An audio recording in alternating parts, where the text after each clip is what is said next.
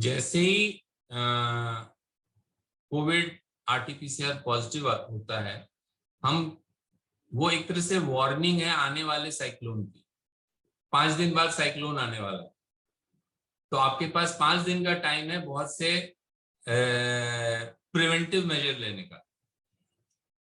तो एक दवा होती है मॉन्टेल्यूकास्ट, मॉन्टेयर के नाम से कॉमन ब्रांड है मॉन्टेल्यूकास्ट। मॉन्टेल्यूकास्ट शुरू कर देनी चाहिए, क्योंकि मॉन्टेल्यूकास्ट एस्थमा पेशेंट्स को दी जाती है to reduce swelling in the lungs, but montelukast takes 4 to 5 days to start its effect. अगर आज से आपने लेना शुरू किया तो 4 से 5 दिन लग जाएंगे उसका असर शुरू होने में। That would be the time when you will be facing the storm. उस समय शुरू करेंगे तो नहीं काम करेगा वो। सो अपने लंग्स को पहले से ही आप प्रिपेयर करना शुरू कर दीजिए। And it is a safe drug. सबसे बड़ी बात है कि अगर आपको नहीं भी स्टॉर्म आया तो कोई नुकसान नहीं होगा इससे। जो दूसरी चीज है वो है एक सिंपल दवा है, बच्चों के सिरप में भी होती है, ब्रोमहेक्सिन। कफ सिरप्स वगैरह में होती है बच्चों के।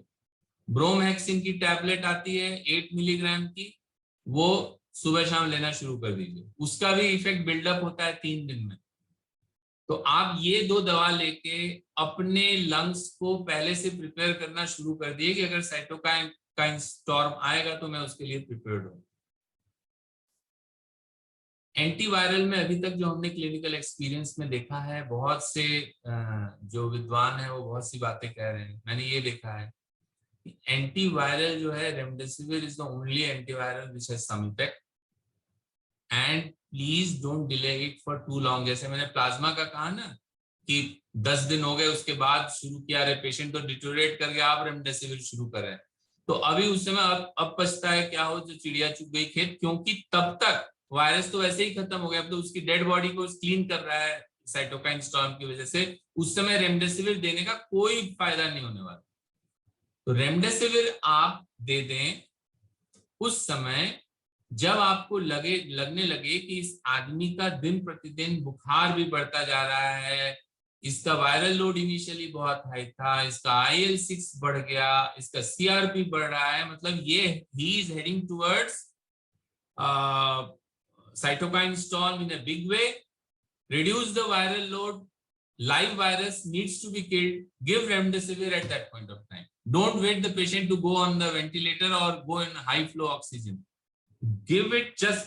अभी जो मैं ट्रेंड देख रहा हूँ वो ये बोथ प्लाज्मा से ज्यादा मैं रेमडेसिविर का कहूंगा, क्योंकि वो मैन्युफैक्चर हो सकती है कंपनीज में और अब उसकी अवेलेबिलिटी इंप्रूव हो गई।